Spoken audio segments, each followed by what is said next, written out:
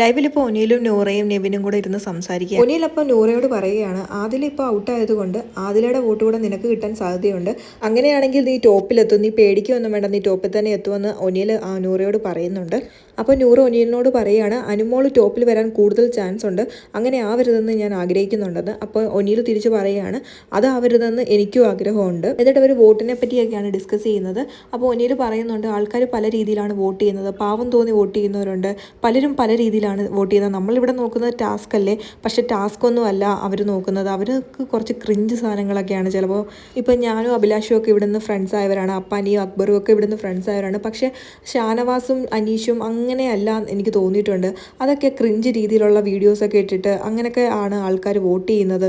അപ്പോൾ നൂറ ചോദിക്കുകയാണ്, ഓ അങ്ങനെയൊക്കെയാണല്ലേ, അപ്പം നമുക്കൊന്നും പറയാൻ പറ്റില്ല, എങ്ങനെ വോട്ട് പോകുന്നൊന്നും നമുക്ക് നേരത്തെ മുൻകൂട്ടി പറയാൻ പറ്റില്ലല്ലേ എന്നൊക്കെ ഇങ്ങനെ നൂറ പറയുകയാണ്. അപ്പോൾ നൂറ ചോദിച്ചു, പുറത്തെല്ലാവരുമായിട്ടും കോൺടാക്ട് ഉണ്ടോ ചോദിക്കുമ്പോൾ ഒനിയിൽ പറയുന്നുണ്ട്, ഞാൻ എല്ലാവരുമായിട്ടും കോൺടാക്ട് ചെയ്തിരുന്നു, ഇവിടെ ഇറങ്ങിയിട്ട് എല്ലാവരെയും ഞാൻ വിളിച്ചിരുന്നു, എല്ലാവരും ഇടയ്ക്കിടയ്ക്ക് വിളിക്കാറുമുണ്ട്, എല്ലാവരുമായിട്ടും ഞാൻ നല്ലതായിട്ട് കോൺടാക്ട് വെച്ചിട്ടുണ്ടായിരുന്നു.